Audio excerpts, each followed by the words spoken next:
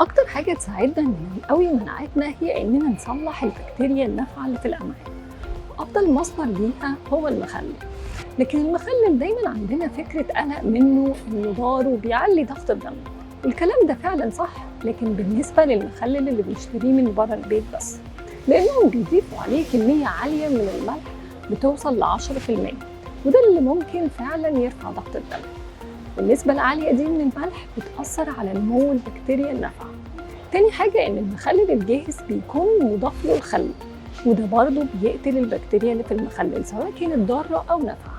وكمان بعض الناس بتستعجل على المخلل عشان يجهز بسرعة، فبتعرضه لدرجات حرارة عالية، وده كمان بيقتل البكتيريا النافعة في المخلل.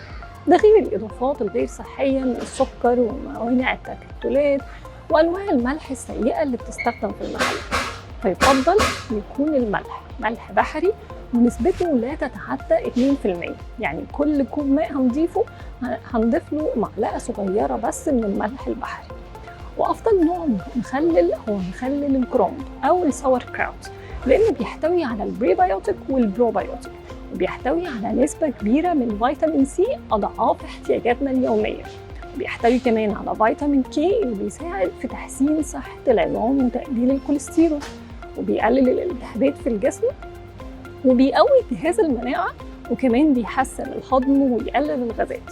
فممكن ناخد منه معلقة كبيرة يومياً عشان نقوي المناعة. واللي عنده ضغط دم مرتفع ممكن ينقع المخلل ساعة في المية قبل ما ياكلها عشان يقلل من كمية الملح.